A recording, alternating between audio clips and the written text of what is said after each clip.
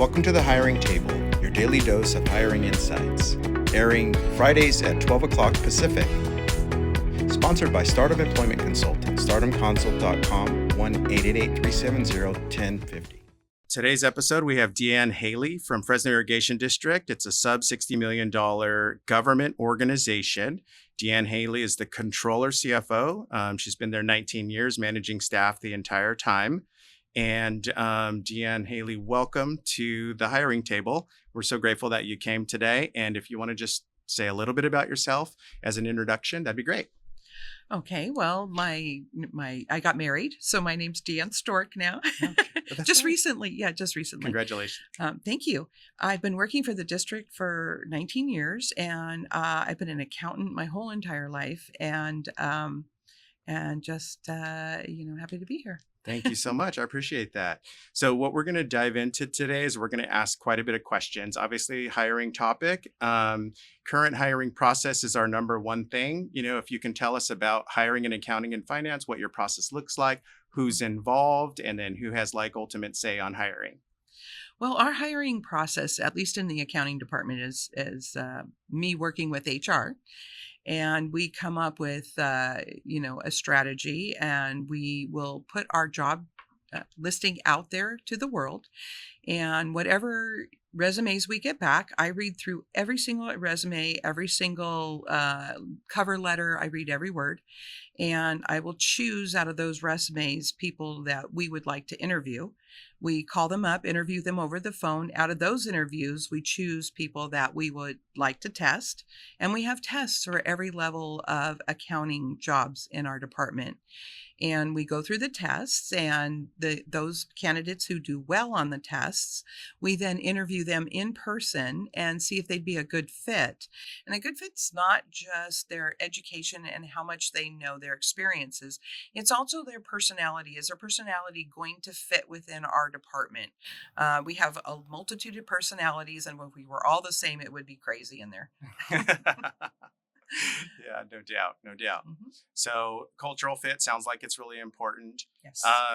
What tools, systems do you guys use to put it out to the world? Is it Indeed or LinkedIn? You have your own hiring HRIS system? It depends. It depends on how fast we need that position filled and who we're trying to hire. If we're trying to hire a lower level, we might blast it out, for God forbid, to Indeed and things. But when we did that with one of our positions, we ended up with over 500 Wow. applications. It took me forever to go through, and it just wasn't very efficient. There were some applications that were, hey, my name's John Doe, and I'm not putting anything else down. And you're like, then why would I want to hire you? Right. So we have also relied quite heavily on staffing agencies to help us fill those positions as well. We haven't said, no, we're not going to use staffing agencies, because there's a value to that. And in fact, we've had several hiring agencies look for us, not just one, not just yours. Right. But at the end of the day, it's all about the hiring agency that figures out who we are and what we need for that position. Working with somebody, the same person all the time, they start learning what you like and what you don't like, and it's more efficient that way. I have to say that, and this is not a shameless plug, but Stardom has filled every single position in my department. And it's because they listen to what we need, and they don't just shotgun blast me with, here's 10 resumes, pick at least one that you're going to like. It is, here are people that we feel that would fit the position you are looking for. Let us know if we haven't hit the mark. And typically they've hit the mark. And that's why we've hired so many people from Stardom. Well, thank you for that. And it is really important. Something that I've learned along the way, because I've worked on projects for companies like, Caronut or, AC Foods. I've helped these companies in hiring a number of people. And the history, as long as the recruiters are committed to that company, the history that you learn is invaluable. So final say on hiring, I'm assuming department heads, the board of directors, who's involved? It depends on the position. In my department, it's me. I say, this is the person that I want to hire, and we go ahead and hire that person. But we just recently filled the position of controller CFO, mine, and I'm going to be retiring. And that final decision comes from the general manager. He allowed me to go through the same process that I use for my entire department in order to pick out a couple of candidates that he could choose from. And he was able to choose the candidate that we eventually hired for my position.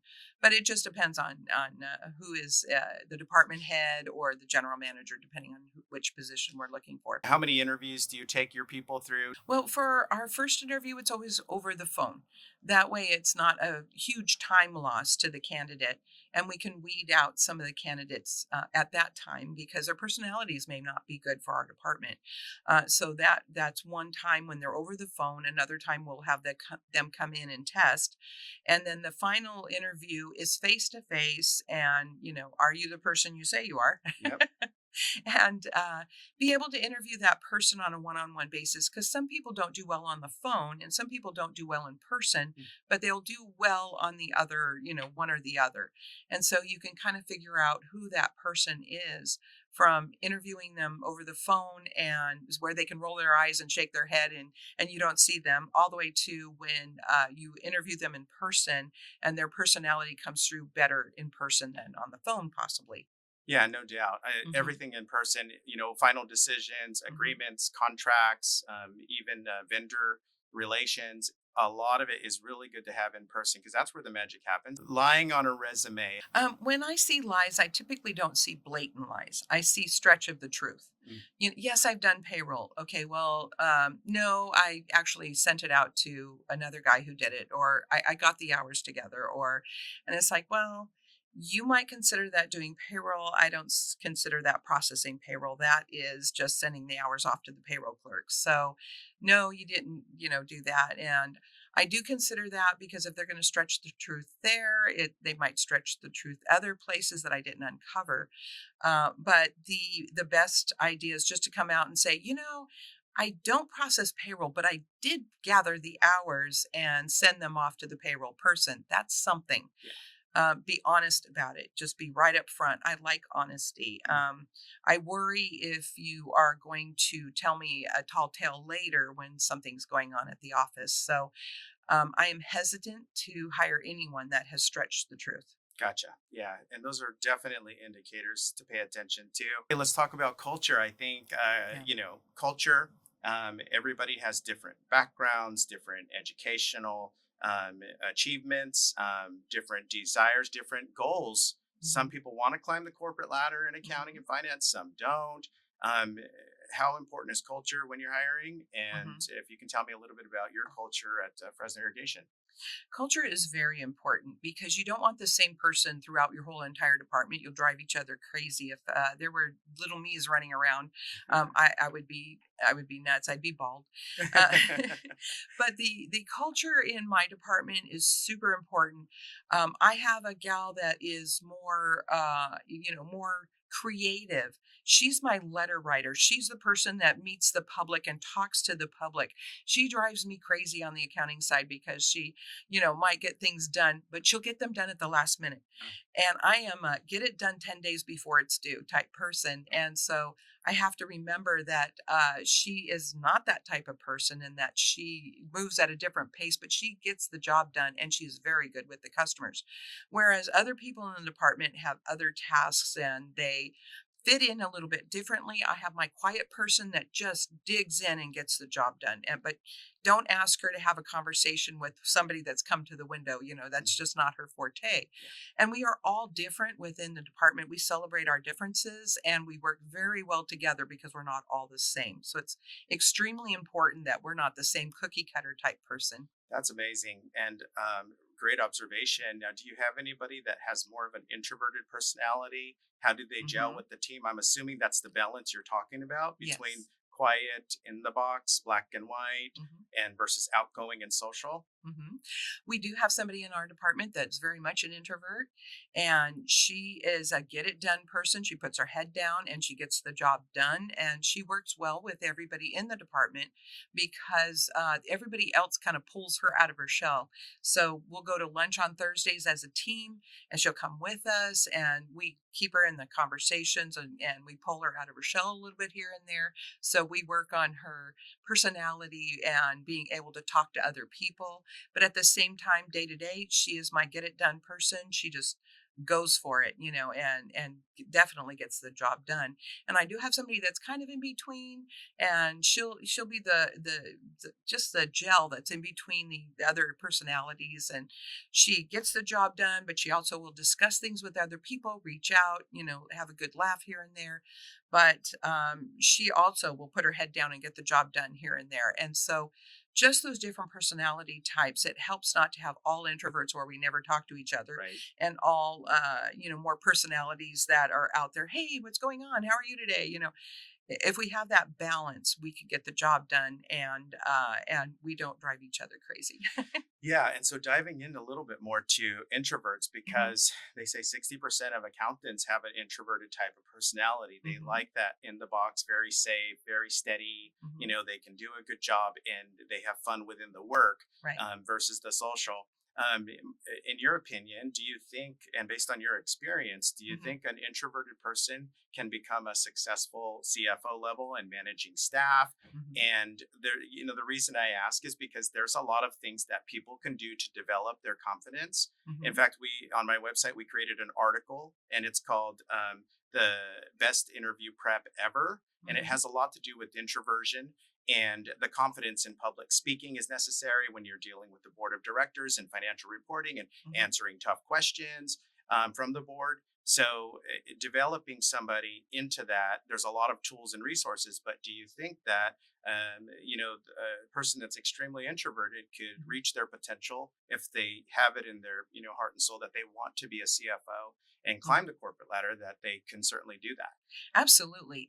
You can overcome anything with the right training, and just practicing. If you are scared to talk in front of people, there's Toastmasters. There's things that you can do to learn how to talk in front of people and how to get through that. It's a matter of pretending like it's a conversation, maybe, and just talking to one person in the audience, and, Yeah. you know, focusing on that at first and then expanding your horizons. But yes, I definitely think that somebody who's an introvert can climb to that position.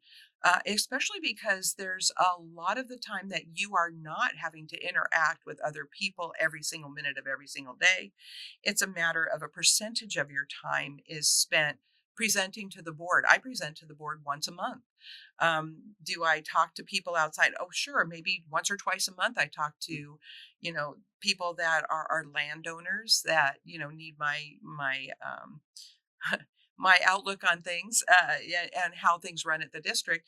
But then talking to other employees, even in accounting, you are mostly doing your job and keeping your head down.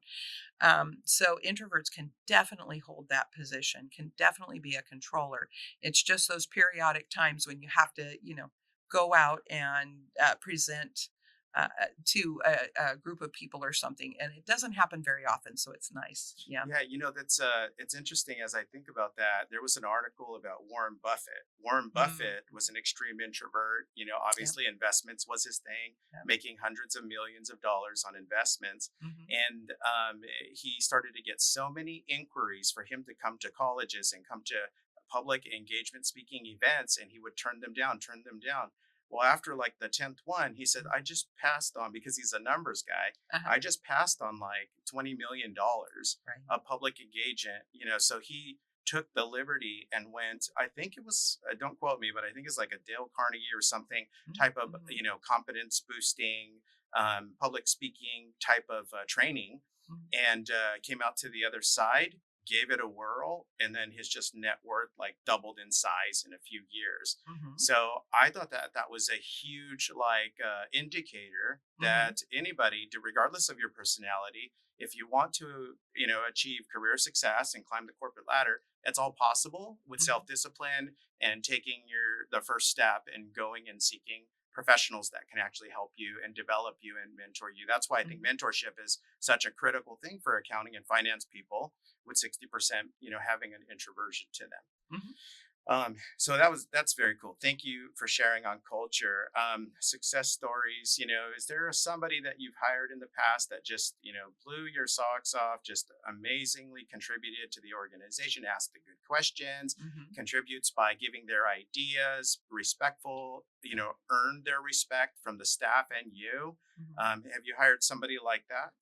I've hired a number of people. I've been lucky in my career that I've known, several people that I've worked with that have been that way. I had a 27-year-old that just went to CFO and nothing flat, because she was able to work with other people and just reach out and just get them to be able to perform at their top performance, while figuring out a way for their job to be a little bit easier. It's like, why are you doing it that way? Maybe we can look at a better way to do that. Maybe we can get the other department to help us out and just add a column, or maybe we can help out another department and add a column and send it over to them. So there have been numerous people, and where I work now, there's a person who was running it all, and he's like, I don't want to run it all, and figured out that he wanted to do a little bit less. But I'm slowly pulling him up because he started out, as an account clerk, and he's moved his way up to, a higher position where he can work with different people and actually get those processes done to help us out and to make us more efficient and just even collaborating with other departments on trying to get them the reports that they need and get information from the other departments and make that more efficient. So definitely, yeah, he's my success story is pulling him out of his spot where he was saying, no, I don't want to do anything, and now I've got him doing everything. So and he's really enjoying it. I think he's really enjoying it, at That's least. awesome. Yeah. Well, I mean, I think all of your employees' tenure is tremendous. It's years in time, Yes. and your turnover rate is very low. So obviously, the things you've done is just really working and paying off. Mhm. And so I want to talk a little bit about, have you ever been in a job Mhm. where it wasn't the best environment, and it created, and for a lack of better terms, maybe some PTSD? You Mhm. go in, you bring your baggage into the new job, and then you're holding yourself back from growth because you're afraid that that would mean you're going back to the terrible environment or culture or whatever the case was in your prior job. Have Mhm. you ever experienced that in your career? I have. I'm such an extrovert that it didn't take long for me to get over it. But I did work at a place that the supervisor was actually super critical. And if I added a chart of account, she'd say, "You didn't ask me," and then I'd say, "Okay," and then I'd ask her, and she'd say, "Why are you asking me?" So it was like, Wow. I don't know what to do, and you're afraid to even move or do anything because she's not going to be happy no matter what you do. And so it was, yeah, it was very traumatic. I would cry on my way into work because I'm like, what is going to happen today? I'd try to sit there very quiet so she wouldn't even notice me, which is not my nature, Right. and just do the work. And she'd come over and say, well, why aren't you telling me what you're doing today? And I'm like, I'm working on this account. And yeah, it was horrible. And I, Wow. I vowed never to be that manager, and it's definitely going into the next place. I would sit there and go, okay, so what do these people want? What do they want from me? And, so you hold back more because you're afraid that if you say, well, what if we did it this way? I didn't want to put any sort of effort into my job because I was afraid that, I would get the same boss. Yeah. That's very interesting. That's a very good interview question. Hmm. Is and however you can get away with asking it, Yeah. Yeah. we can say whatever we want here, but I'm saying, like when you're interviewing somebody, it's Hmm. like, do you have any baggage that's coming from your prior job?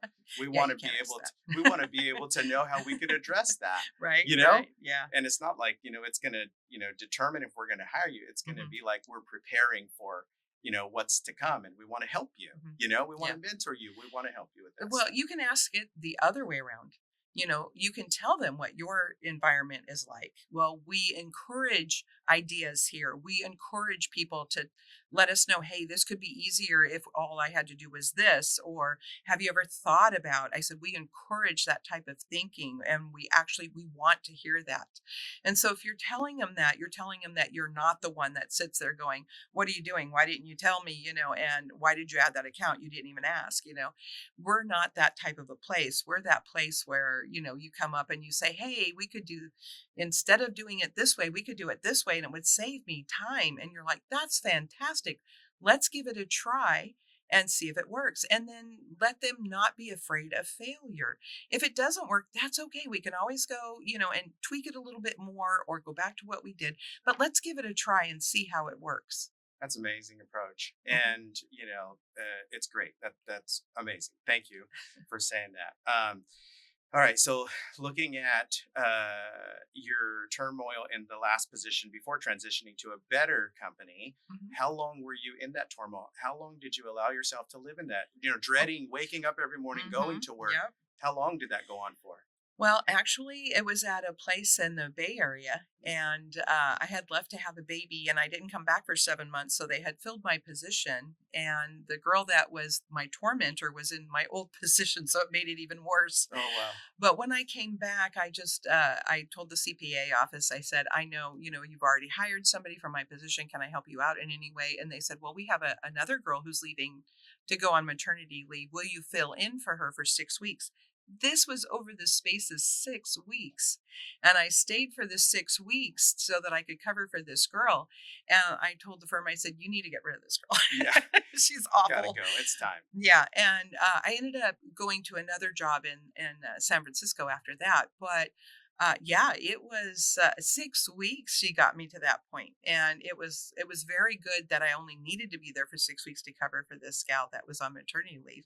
And after I left, they did fire her, but Yeah, yeah, yeah, because they figured it out pretty quickly, especially with me because I'm not quiet, and yeah. You I would speak let your them know. mind. Yeah, well, and I would let them know this is not a good situation. But yeah, so it was 6 weeks, and that's all it took, and it took a little while after that to get me out of that. So Hmm. if you had somebody that was in that situation listening, Hmm. to this podcast right now Hmm. about speaking up, if they Hmm. normally don't and they usually sweep things under the rug as it Hmm. relates to human interaction, maybe they avoid confrontation, but it is critical because this sounds like it's extremely critical to address this Hmm. type of thing and at least let somebody know because, owners of businesses, they're not mind readers, they can't Right, guess, they have to have feedback in some way. And not everybody fills out a survey and throws it all out there. right. What would be your advice to people that run across a critical situation and it's starting to affect them? How do they bring it up? Do you encourage that they bring it up? Who do they bring it up to? Do you have any Hmm. advice there? If you can, it's always good to go to the person who's your tormentor and to say, that makes me feel really, that doesn't make me feel very good. Is there another way that you could present that? Could I want to please you? Is there any way that I can do that without this turmoil? If they can. If they can't, then it's a matter of maybe talking to their supervisor and saying, it would just be so much nicer if this person could do X instead of what they are doing.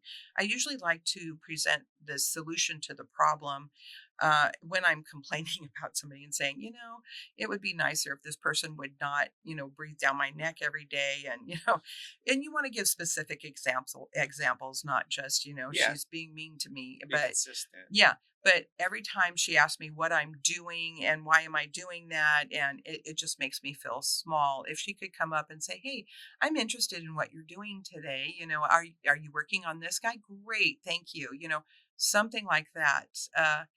And if that's not possible, because I have worked for bosses that have ignored everything I said, certainly finding another job is not a bad solution. Yeah. And just leaving. But you always want to try and see if you can get that person to step up and figure out that, that's not cool. Yeah. It makes me feel bad because they may not know that they're actually doing that to you. Awareness. Now, I was only there for 6 weeks, so I managed to, but I did say something during that 6 weeks to the owners because they were asking me, and Yeah. they know I had worked for them before, and so they respected my opinion where sometimes that doesn't happen. So, Yeah, and that's a mhm, reference in itself that they want you to cover for others and they mhm, want to keep the relationship going. yeah, So yeah, sounds like they respected your work and you did a good mhm. job for them. Okay, let's talk about AI, the hot topic, right? Oh, The I big love elephant. Okay, AI. so as it relates to hiring, what Mhm. things have you done? Implemented tools? What have you done with it? With AI, I actually use AI in QuickBooks. They have added AI to their accounts payable process, so you can put in a bill and you click on, "Hey, read my bill," and you pop open the file and it reads the invoice number and it puts in all this information for you. So I'm very excited about AI and what it can do for us in the future. And for our accounts payable, it is just wonderful, at least for the QuickBooks side of it. Now our agency is huge, so we don't have QuickBooks, but I'm looking for that program where AI will read those invoices. It cuts down on the errors. Right now, it's still a little slow, little clunky, but it takes about the same amount of time as me typing it in. I'm hoping my AI in QuickBooks will learn some of the invoices that I do for another agency that I work for quickly, so it'll speed up a little bit faster. But using that makes me hungry for it at our agency, the agency that I work for, on a bigger scale. And so I'm excited about AI. I think that is just a small task that it can do. I think there's so much more that it can do, especially in the area of doing an analysis. Tell me where I'm spending most of my money. Tell me, I think AI is just getting started. I know when I got my first microwave, because I'm old like that, I heated water in it for the first 2 months that I had it because that's all I thought it could do. And it was such a small portion of what microwaves can do. Well, it's the same thing with AI. First have to understand what you can do with it and just go with it. Try it out, see how it works, and see what you can get AI to do for you because it's just getting started. Of course, there's scary stories and and fears that it'll take over the world or look at the wrong data set. But you can have AI look at a certain data set only. You can narrow it down to that. So, I think that we're just learning what it can do, and I think it's going to be something positive for the future. Yeah, that's great. I mean, Mhm. certainly it'll take maybe cut some positions, but not an entire workforce. Mhm. AI is like a complement, really. It's Mhm. not like to take over the world. I Right. don't think, in my opinion, but there are some plugins that are really cool Mhm. that are associated with AP that can go into practically any type of ERP system, Mhm. and it can easily do what you're describing that's happening in QuickBooks. Mhm. So if you look at there's stuff out there for sure that's Yeah. already Yeah. pre-made, pre-built, and companies are using a lot of AI stuff right now for Mhm. plugging into their ERP system. Yeah. Takes a Um, little bit to figure out how it. Research Yeah. if you can trust Yes. who's the owner of that Mhm. AI company, where do they reside. You Mhm. have to do, and you Do have to your do homework. all of that, Yeah. because it's a very scary world out there. I Mhm. think a lot of companies are hesitant to use AI for that reason, is Mhm. that there has been data breaches, there has been customer information taken, Mhm. stolen, and sold, and it's just a common theme that's happening. Mhm. The scam report for 2024, I mean, it was like $12 billion of Mhm. money scammed. And I'm not sure if you heard, but the Mhm. Fresno Unified School District, they just law, and it was on the news, it's Mhm. public, that they were scammed out of phishing, Mhm. changed the address, changed the banking information. Here's our invoice, pay us. The ACH goes through for a couple $100,000. Mhm. Or no, I'm sorry, it's $2 million. Mhm. And they found the bank account, and there happens to be over $1 million, so they're freezing that money, trying to get it back. But Mhm. the other $1 million is gone, poof, Yeah. it's gone. And Mhm. so to be able to recover that is a whole Whole issue, whole thing. So Hmm. the scammers out there, when we talk about AI, does that concern you at all in Oh. terms of like what to use and how to do research on, getting Hmm. AI into your organization? Absolutely. You always have to do your research, but then you also have to have the human intervention with that. Like, does this make sense? Does it make sense that this person's reaching out to me by email when they normally call me, or why don't I call that person and just say, hey, is this really you? And use a phone number you've already had before. That human interaction is still incredibly necessary. And I don't see AI reducing the workforce all that much, actually, because we introduced computers back when, I'm like I said, I'm old, and started out on what the Commodore 64, and worked my way through. There's still the same number of accountants then as there is now. It might have reduced it by one or two people, but that's computers, and we know how powerful computers are. I don't know that AI is actually going to reduce the workforce by all that much. It's just going to make our jobs a little bit easier. The the whole the fraud is just it's just incredible, especially with AI impersonating somebody's voice or calling you. And it all starts with them reaching out to you. You need to reach out to your vendor. You've got a telephone number for them. Call your vendor and say, "Hey, is this you? Is this really you?" And they'll say, no, that wasn't me. You take down all the information and everything, and then just call on a regular phone number that you've had from before. Don't send an email. Emails can be hacked, but just make contact and find out. It takes so little time just to make a phone call, and it will save you from a lot of heartburn. Also, on our side, as far as invoices coming through, the invoices must be approved by the person who is actually doing the work, and then by the department head, and then they come across our payables, and that helps with invoices that aren't that are just phony invoices that pulled a PO number from thin air and said, "Hey, this is our PO number. You need to pay it." So we have a lot of different internal controls in place to help thwart that. Do I think that we can be scammed? Absolutely. Everyone can be scammed. But the more diligent we are and the more we reach out and talk to the person, the more that they'll be thwarted and hopefully stop trying. Yeah, I think it becomes more and more challenging as the organization gets bigger. You Hmm. know, Yeah. you have these departments, you have these department heads, these Hmm. department head meetings, then you have these executive meetings. But like a Fortune 500 company, I could Hmm. just imagine that you've got to keep your AP super tight and under control. Absolutely. And that's Hmm. just it's almost like an ongoing constant awareness training. And Hmm. how often do we train about this topic? I mean, you have to beat the dead horse to Yeah. be able to not be scammed at all the bigger your organization is. I've Hmm. seen people work at these big companies come through for an interview, and some are very honest. I was Hmm. terminated because I let a couple $100,000 go Hmm. overseas that will never get back, and I didn't follow the internal control process, Hmm. and I was trained on it. And they're very honest about it. I Yeah. mean, not that bluntly, but it comes out. Yeah. So it's a real thing. It's a real concern. Obviously, Hmm. if $12 billion can slip through the cracks, there's a training issue or there's Hmm. some kind of internal control issue that is happening. Hmm. Okay, awesome. Thank you for that. One piece of advice for future CFOs. If you can just give one piece of advice, what would it be? It would be to finish your education, get your bachelor's when you can. I had to go through it twice. I went through college and had 72 units, and got married, had babies, and put it off for 15 years going back to college. I was at a private college, and they closed down. Note to everyone out there: if your college closes down, you have 10 years to get your units out of it before they go away.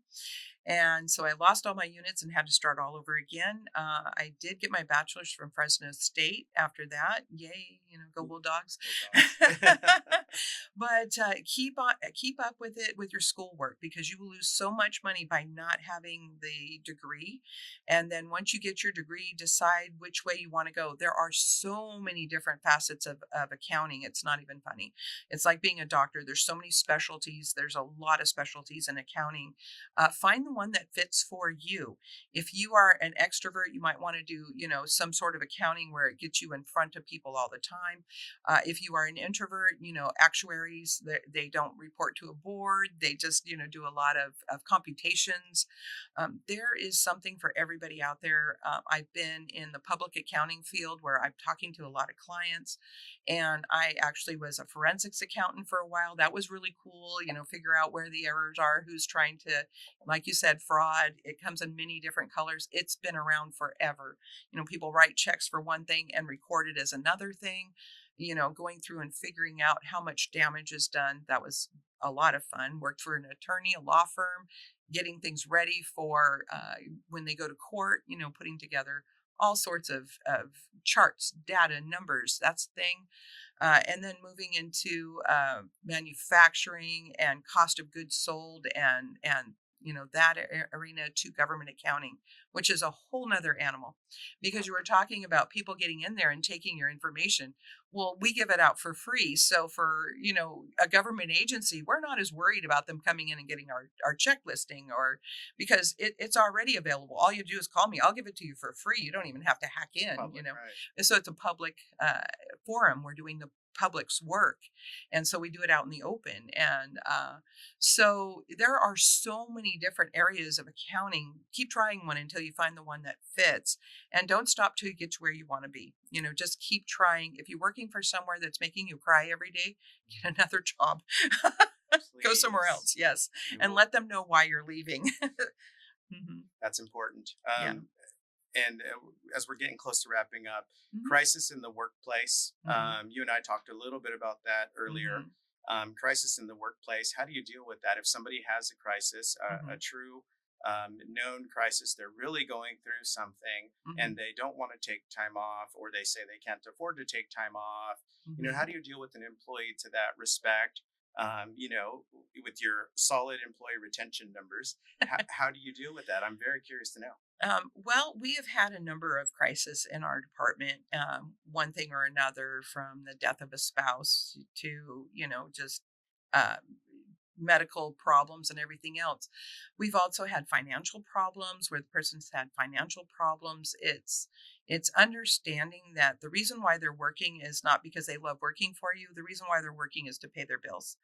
And so you have to pay attention when they tell you, I'm having financial difficulty, and then, if they open up to you, you can talk to them about it a little bit, but also understand that if they're distracted and their numbers are wrong, you also have to get the work out of them.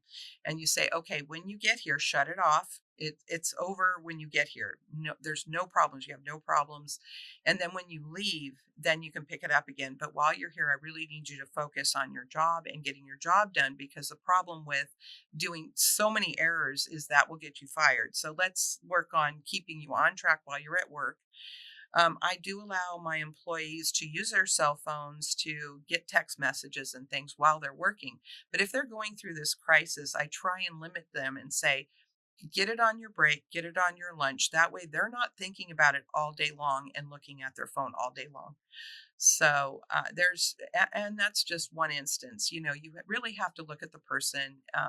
If they're not opening up to you, it's just a matter of, this is a job. You need to make sure you're doing your job. Stay focused while you're at work and deal with it afterward. If I'm going through a crisis today Hmm. and I'm working in your department, it sounds like you would give the advice of check it at the door, leave it Yeah. at the door. So you breach that door, you just clean slate that stuff. Like you Hmm. said, you don't have any problems. And what if the crisis required time off? I really Hmm. needed to take time off, but I Hmm. didn't realize I needed to take time off. Do you put any emphasis on that, or do you Yeah. just kind of manage to the performance? No, actually, I do address that issue as well. My my employees are workaholics. They will work. They're half dead. They're just plugged up, whatever, and they're like, I could do this. I could work, and I'm like, take the day off, relax. So every once in a while, I do have to step in and say, just take one day. Just relax or deal with your issues. Take one day. deal with what you have to deal with, get it all in order, get it under control, make the phone calls, go to the places you need to go to that are only open Monday through Friday, 8 to 5 or whatever. Take care of business. Just take one day. It's just one day. And then come back to work after you've gotten that all together. Or if you need to take a couple afternoons off to get it done, whatever you need to do to get it done, because my first priority is the mental health of my employees. They need to be in the game. They need to be happy. They need to be in a place where they can do a good job, because if personally their life is falling apart and they don't feel like they can take the time off to deal with it, they'll perform poorly at work, which will get them, nowhere but fired, because I have to have the job done at the end of the day. But my first priority is their mental health. And then the second priority is them getting the job done for sure. Amazing. Amazing. Mhm. DeAnn, you've contributed so much today. Thank you for sharing your hiring insights. Thank you for watching this week's episode of The Hiring Table.